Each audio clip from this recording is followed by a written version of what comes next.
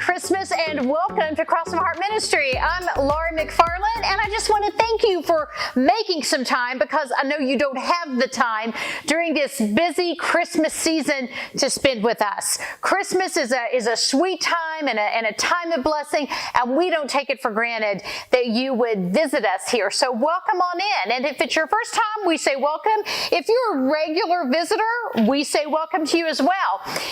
Here's the thing, if you have not yet subscribed to our channel, it would be a fabulous Christmas present to us if you would go ahead and click that big red subscribe button, enter your Gmail address, because when we keep venturing up and adding more and more likes, that helps us. It's a blessing to us. It doesn't cost you a thing. And if you like today's video, go ahead and click that thumbs up button as well. Well, it is Christmas. It is the season of celebration. And if you're a follower of Jesus Christ, if you would call yourself a Christian, then this is indeed a time of not just getting it all done and doing the decorating and running to and fro, but it's a time for us to pause and lean in to the amazing truth that God became man, the wonder of it all. Even though it's familiar, maybe you've been celebrating Christmases for 80 plus years and you can't remember ever not knowing that Christmas was really about the coming of Jesus Christ to earth, God becoming man. It still is time to lean in fresh and anew each new year and grab a hold of that truth. Don't let the season get away from you. Don't let it become ho-hum or stale or familiar.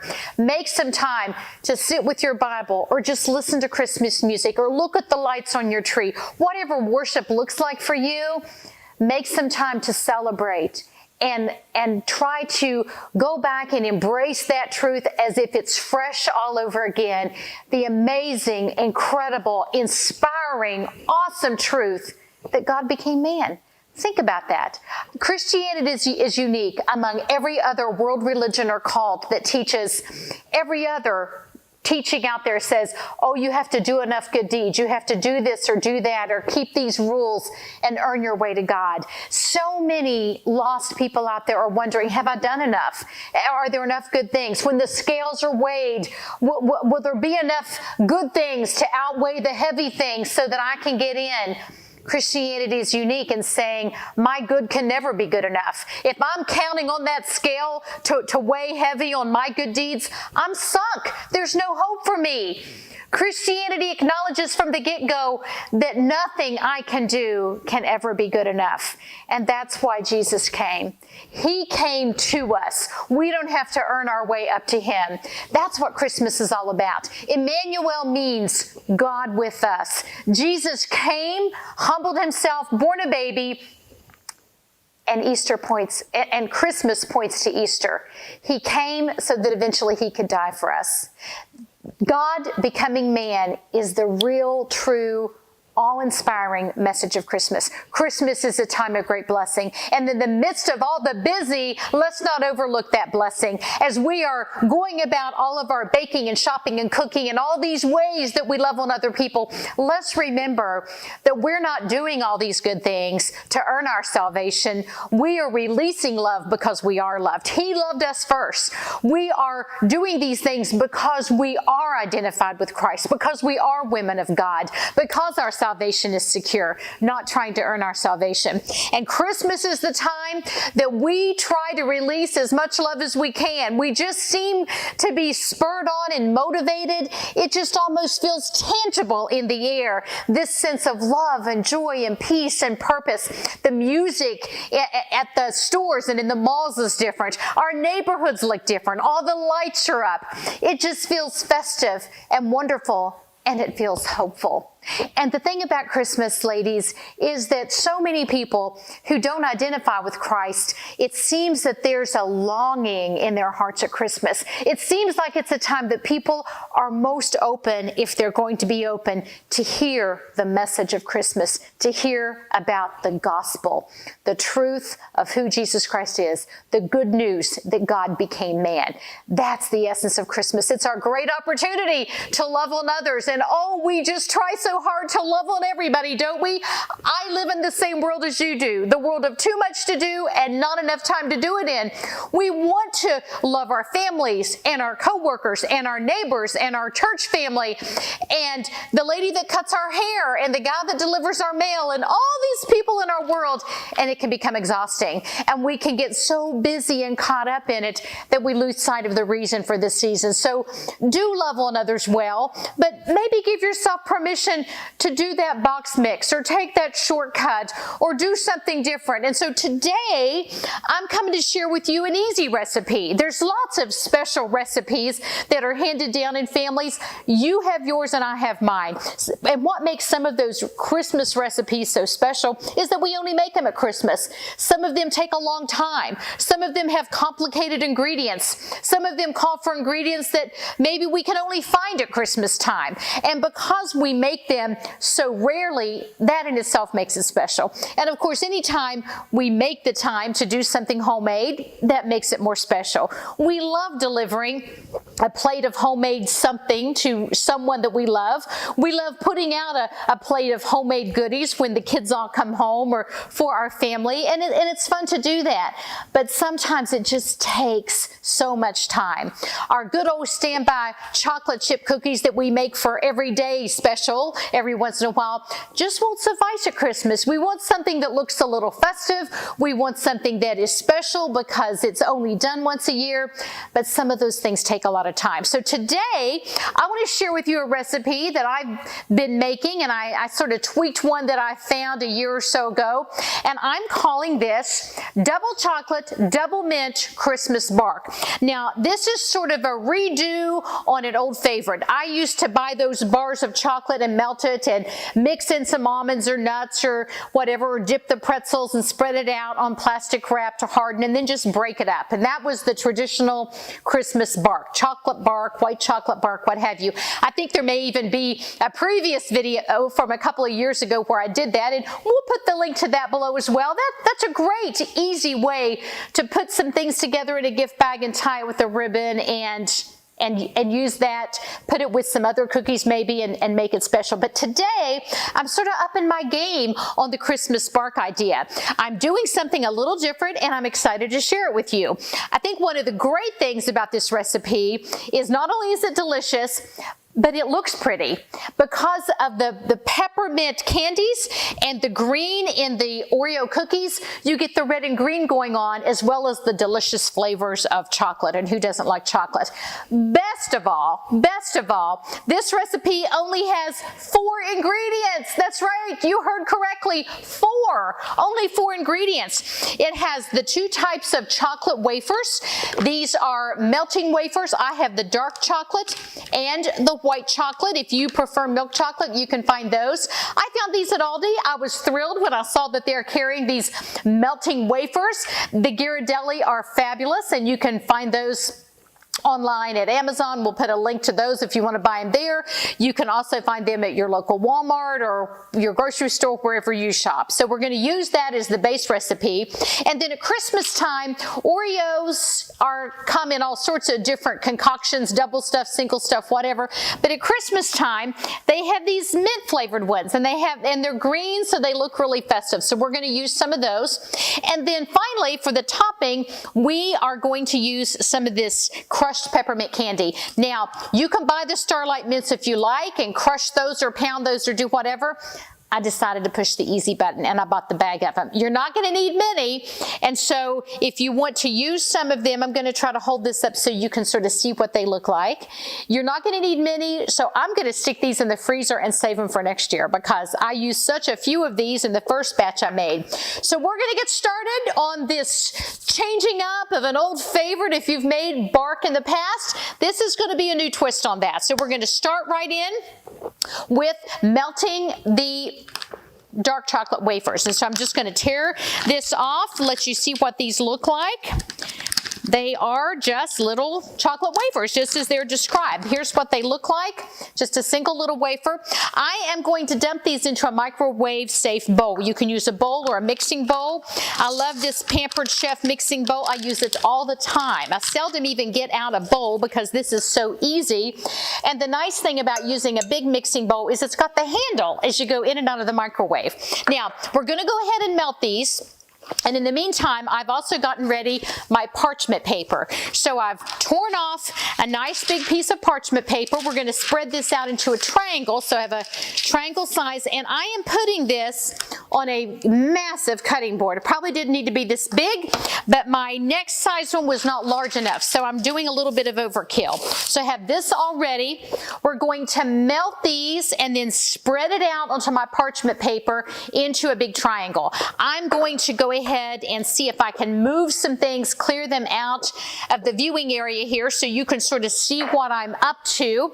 I had my little display going, but suddenly I'm realizing that in the midst of my display, you may be unable to see kind of what's happening here in my prep space. So let me move my Oreo display, move him over here, and move my other chocolate things out of the way, and move my display bag for the peppermint.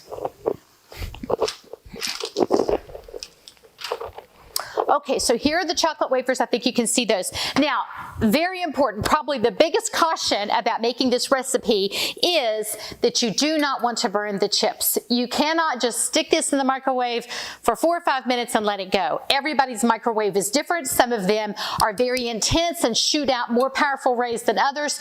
So I advise taking it easy. If you have a power level 10, I think every microwave defaults to power level 10, but your 10 may be different than mine 10. So I would say reduce it to power level 4 or 5 and only pulse it. Do it for maybe 15 seconds, take a look, give it a stir, and keep going. I think my new microwave here in the new house, I keep saying new house, now we've been here for enough years, I need to stop saying that, but I think it has a soften feature. So if your microwave has that, that might be the best option of all. So I'm going to go ahead and stick this in the microwave and let it go on the soften feature. I'm just going to push 1 and start. And so that'll kind of get that going very softly. I'm going to do the same thing next with my white chocolate chips, but we're going to set that aside for now, because what I'm going to do after I spread out that dark chocolate is I'm going to crumble up some of these Oreos on top. Now, you can put these in a Ziploc bag and kind of crush them. I think I'm just going to break them up a little bit. Sometimes I use a chopper to chop them, but I'm just not going to get too concerned about it. I can't remember how many I used in the past, so I think I have 12 Oreos here in this bowl, and we'll just see how many I use, and then I will adjust the recipe accordingly. Really, it's up to taste. You can put, if the kids get into the bag of Oreos before you've had a chance to make your recipe, you've only got 6 left, then use 6. If you do 12 and it doesn't seem enough, throw in a few more. This recipe is very forgiving, so that's kind of nice. I'm going to go ahead and stop this, even though it hasn't gone off yet, and check and see how we're doing. They're starting to get melted. I can see them starting to melt around the edges, but they're definitely going to need a little more time. Get my little spoon rest here. We'll go back in for just a little while longer. And so I'm going to do soften again, and there we go. After we have this all finished and we break it up and cut it up, there's a couple of different ways to display it. I've got a little tin here that's fun to put it in. This one actually has clear sides. I've never seen one like this before, but at your department store, you can always find little tins or little boxes or all sorts of fun ways to give away sweet goodies. You can buy one of the clear cellophane bags and put those in there, tie it with a festive ribbon, all sorts of ways to do this. I like to have a big cookie plate out for Christmas Eve, Christmas Day, or if I'm hosting an event. And so when I have something like this, it's just sort of fun to have a variety of cookies on here, and then this peppermint peppermint bark will just look really pretty dispersed in and mixed in with all the others. So just a couple of quick ideas on how you can serve or display the peppermint bark as you serve it to your guests or your family during the holiday season. Let's take a look at how these are coming along. The handle's getting a little more warm, so I think we're getting there. They still have a little bit of a form. I'm going to give them a good stir here. I think that soften feature is doing the trick. So I'm going to keep stirring, and then I think if I do this one more time, it might be just about right and just about ready to spread. So let's get this going. Soften, melt, start. And here we go. And so in the meantime, I'm going to go ahead and get my white chocolate chips out of the bag and ready to go. And again, they're just these cute little wafers. These are the white chocolate, and it's just going to look so festive when we layer the dark and then the white on top. Some people like to swirl it. If you decide to leave out the middle part, the Oreos, I'm not sure how the Oreos would swirl in there, but it might be just fine. So you might give that a whirl as well. I didn't swirl, but the swirling could intersperse the white and the dark and give it another pretty look. The nice thing about this recipe is you can kind of experiment with it a little bit and do something a little bit different. Let's get this out of the way. We are going to go ahead and get this out and give it a check, and I think we are just about there. Yes, so this is perfect, nice and smooth. In fact, it's almost so runny, I'm afraid it's going to run off of my parchment. I'm going to let it cool just a second. I'm going to go ahead and get my white chocolate one started.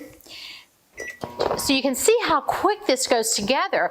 You know, when we pull out our recipe for our favorite Christmas cookies, they are in and out of the oven.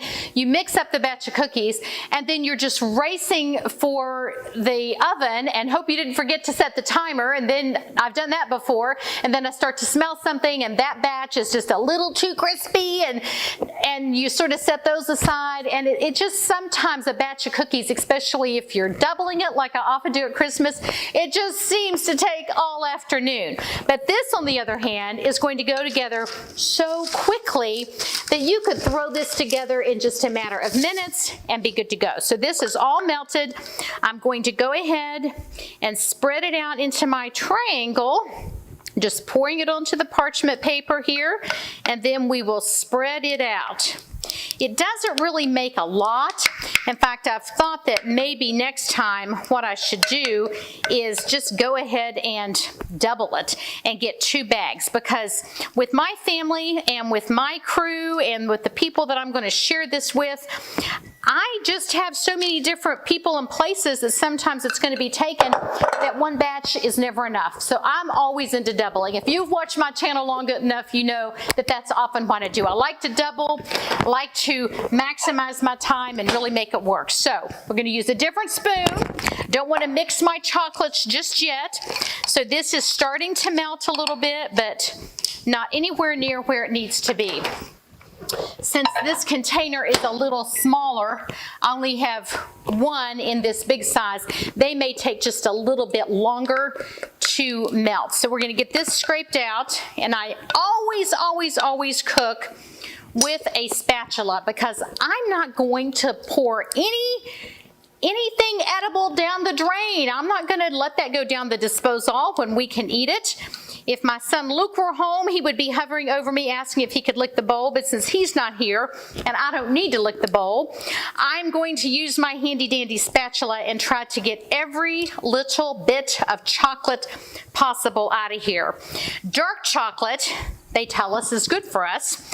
And as I've gotten older, I've really developed a greater affinity for dark chocolate over the regular milk chocolate that I used to always enjoy when I was younger. So knowing that it's good for me almost becomes licensed to indulge in it. So here we go. I've got it all spread out here. I'm going to spread it, just try to get it even so that the even thickness is all around. and in as close to a square as or triangle as I can sort of get it. So it's probably about where it needs to be. Let me scrape my spatula off my spoon, and this will start to harden up pretty quickly. So we can get this cleared off, set this aside. Let me get it out of the viewing area so you can see what I'm doing. And now I'm going to go ahead and scrunch up my Oreo cookies. So again, just going to get my hands dirty a little bit here, and I'm just going to sort of sprinkle them on top. And again, the nice thing is you're going to see some of that green filling, and so it's going to give it just such a pretty sort of a look. I used my chopper the first time, and I kind of got too heavy-handed with the chopper, and I had more Oreo crumbs than Oreo chunks. And so this time I decided I would just sort of do it with my fingers so that the Oreos were a little more intact and I could just sort of see them a little bit and have it just be a little more crunchy and have those little pieces in there. My microwave is beeping at me, alerting me to the fact that my white chocolate might be just about ready, but I'm going to let that go for a minute because I want my Oreos to sort of sink down in a little bit to the dark chocolate as it starts to harden up and get firmed up a little bit. Like I said, you can do as little or as much of this as you like. It also occurs to me that if you don't want to do the Oreos, you could maybe do some nuts or something like that. Maybe some coconut. Just experiment with it. The nice thing is you can mix in whatever flavors you want. It's not like we're baking and every ingredient serves a purpose. This is just sort of fun and quick and easy. So here we go.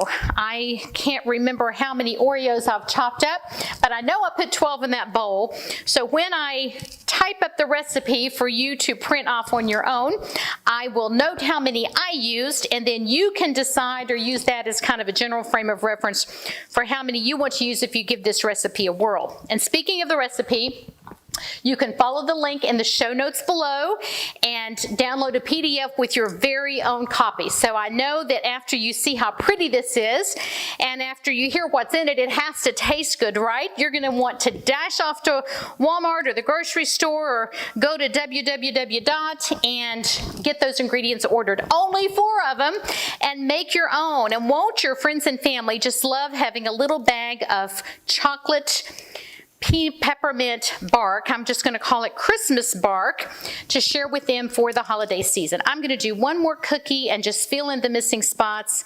I may be going a little overboard here, but how can you go overboard when it comes to Oreos, right? So I think every little spot that needs something has got one. So we're going to let that go. My fingers have the green. They look festive. I have a little wet rag here. So let me go ahead and clean my hands a little bit. So while that starts to harden up, I'm going to go ahead and check on the white chocolate that's been melting. Got a new spoon for that, and it is getting melted. I think it's going to need one more go around and it will be ready to go.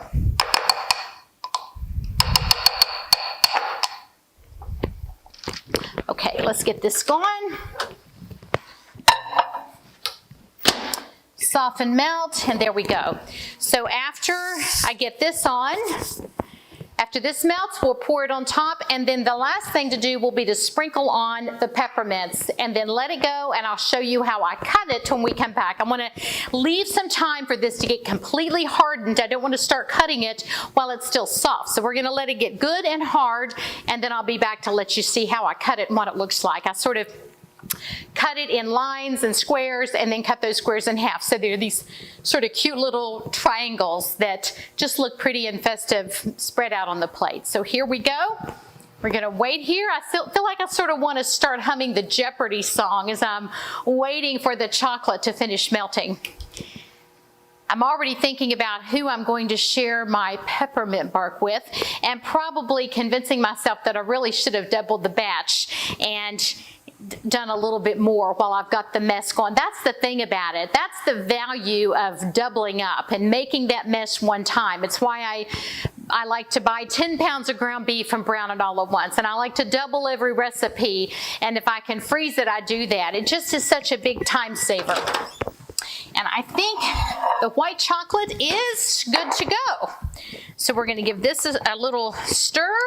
Every wafer is melted, and I am going to pause the camera because I'm seeing that my chocolate, my dark chocolate is still just a little shiny. And as long as it's got that little shiny look, it's not hardened yet. So I do want to be sure that the first layer of chocolate, the dark chocolate, is completely dry and hardened before I layer on the white chocolate. So we're going to pause the camera and we'll be right back to let you see what it looks like when I pour the white over the chocolate and then sprinkle on the peppermint chips. So stay tuned.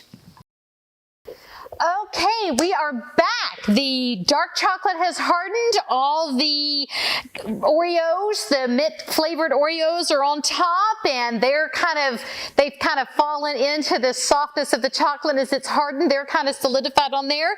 I have my white chocolate all melted and stirred up and ready to go. So I'm just going to pour my white chocolate right over top of the dark and just sort of letting it go where it will. We'll kind of spread it out a little bit, but just going to not be so terribly concerned about having it all be even or perfect. That's the nice thing about this recipe.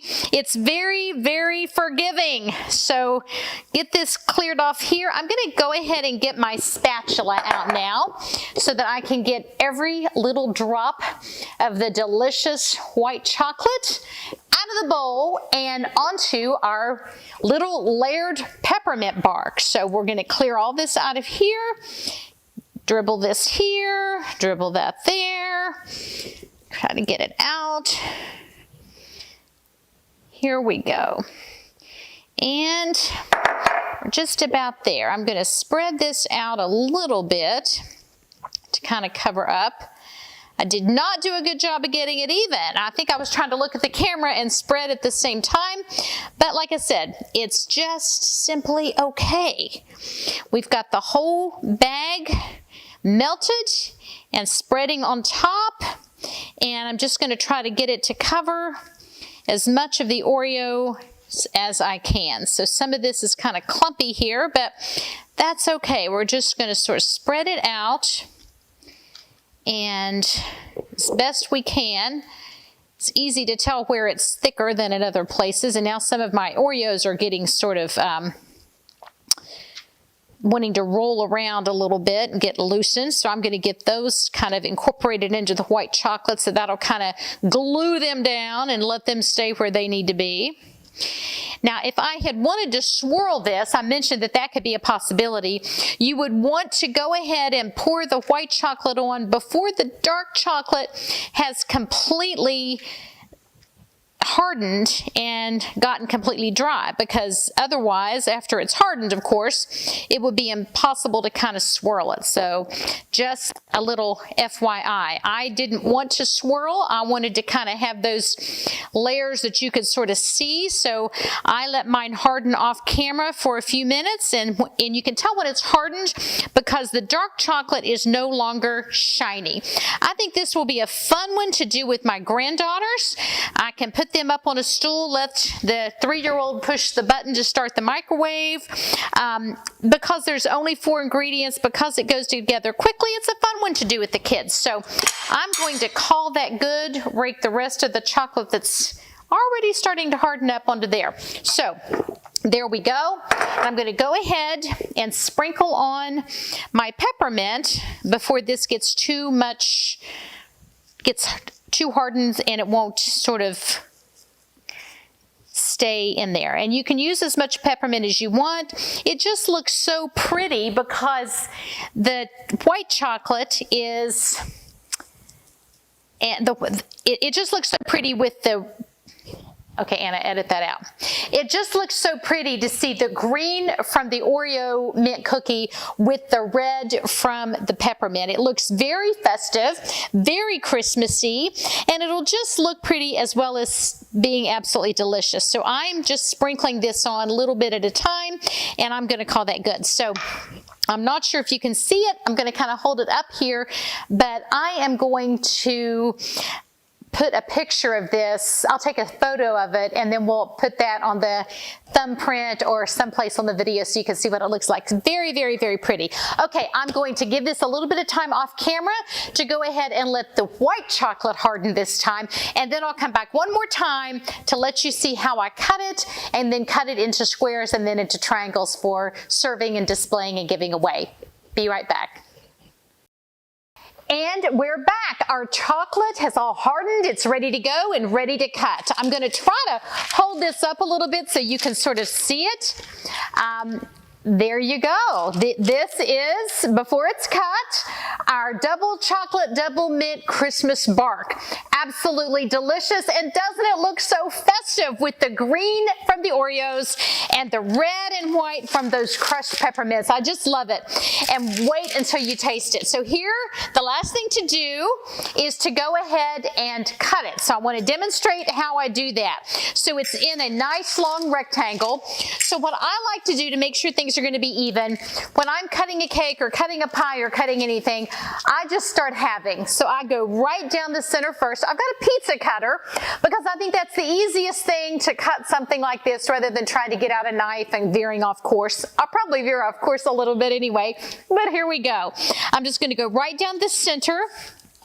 And now you see why I also did this on a cutting board instead of putting it on a cookie sheet or a pan, worried that I would damage the surface of the cookie sheet or the pan. So there, now I've got it in half. I've got two big pieces, as you can sort of see. Here's what that looks like.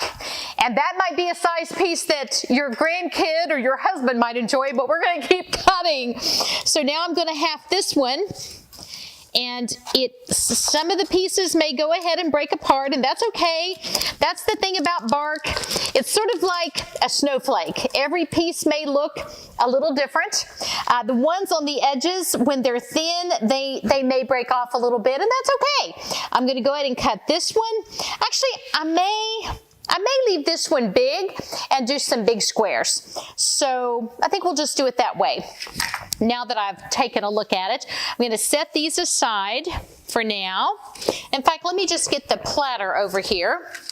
I'll get this little small platter. Actually, I'm going to get the red one. It may show up better in the photograph.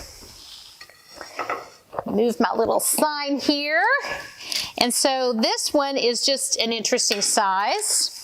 I'm just going to cut these sort of in little pieces.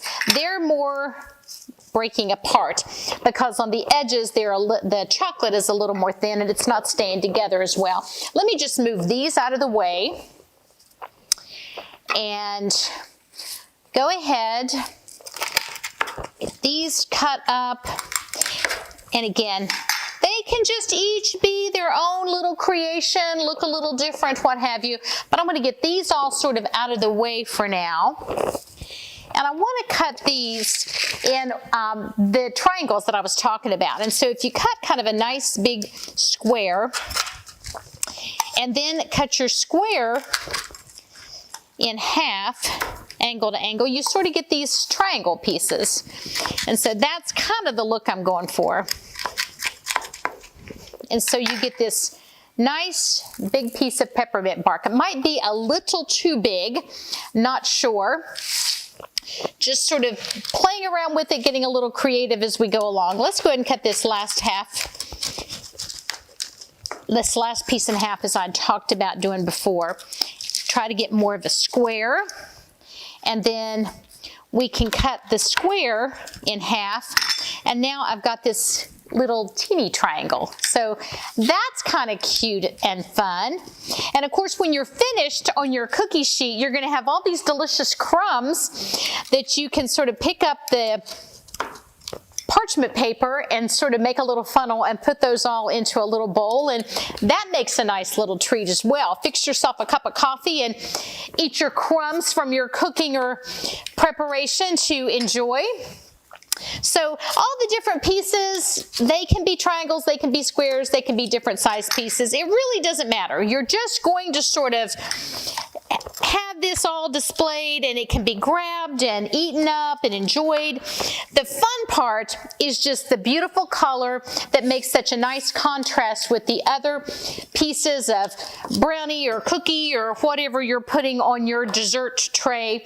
They just look so nice. Now, another little thing that you can do is just take some of your larger pieces, and if you've got a dessert tray going on, these are pretty, just especially if you've got the corners of the peppermint bark, just to display those in a little bowl and let them sort of stick up, and there are pieces there ready to be grabbed. If you've got just a couple of small bowls, if you've got some pies or cakes or plates of cookies, and you just sort of want to drop a couple of these on your dessert counter or the area of your table. Maybe you set up a separate card table and have a whole dessert table at your house when you host Christmas Eve or Christmas Day dinner. But don't those look pretty? I'm going to bring it over so you can take a little bit closer look and just see how pretty they look. And they're just so delicious. They go together so quickly and so easily. I hope that you'll give them a try. And remember, the best part of all, they're only the 4 ingredients, the things that you're going to need: dark chocolate melting wafers. Okay, let's start over. Best of all, you're only going to need 4 ingredients: dark chocolate melting wafers, white chocolate melting wafers, mint flavored Oreos, and you're only going to use maybe 8 to 10 of these, and then you've got the whole rest of the bag, or you can do another batch. And the peppermint candies that have been crushed. And again, you can buy Starlight mints, open up all those and crush them with a rolling pin or even a hammer or something, I guess. But this was so easy just to buy the bag of these. I have a ton left. I'm going to stick those in the freezer and use them for my topping again next year, because I paid more than I would like to, but it just saved me so much time. I loved it. Well, if you have been blessed by this new recipe today, I hope first of all that you'll try it. I hope you'll enjoy the sweetness and you'll share that sweetness with your friends or family. And I just want to wish you and yours the most blessed, wonderful, worshipful Christmas ever. And if you have been blessed today, it's our gift to you to just share these recipes in our teaching, and it would be a blessing back to us if you would go ahead and like our channel and subscribe to our channel. Merry Christmas from all of us here at Cross My Heart Ministry to all of you out there. Thanks for spending this time with us. Blessings on your day.